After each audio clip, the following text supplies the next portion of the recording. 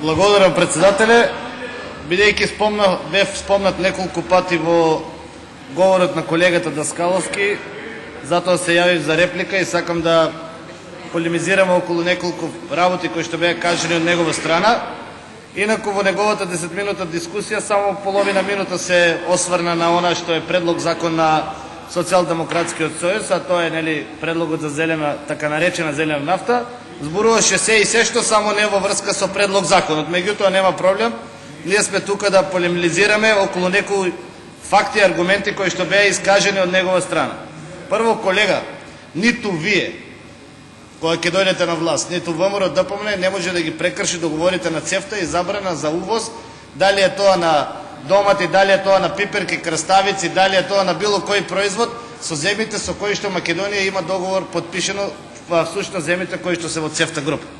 Ако вие одиме по таа логика која што сега кажувате, што ќе се стори ако Србија, значи што ќе биде со струмичките раноградинари, ако Србија го направи истото спрема Македонија, тоест ако додека не се продаде доматот произведен во Лесковац или Врање во јужниот дел на Србија, се забрани увоз на македонски домат.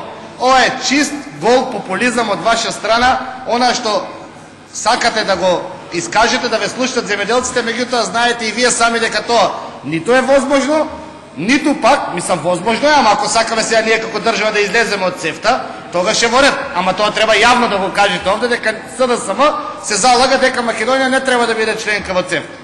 И како тоа државата ја креира економската политика, тоест цената на доматите, на пиперките, на краставиците и така. Како државата? Дали е тоа ние се залагаме за либерална економија, за пазар, или имаме ние заштитена цена од државата? Како ќе го направите вие тоа? Сакам да ми обясните како вие мислите да има загарантирана цена на дома. И сами сте свесни дека тогаш кога има хиперпродукција, цената оди на 2-3 денари, тогаш кога има поголема побарувачка на пазарот, цената оди до 40, 50, 60 денари. Во делот на кој тоа зима субвенции во Струмици и Струмичко, треба да си го прашате вашиот председател Зоран Заев.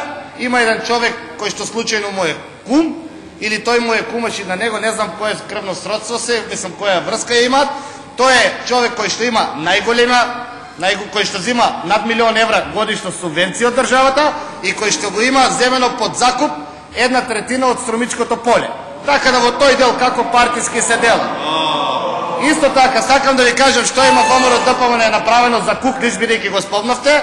Значи, го направивме пат од Банско Куклиш, направивме спортска сала во Куклиш, направивме систем за наводнување.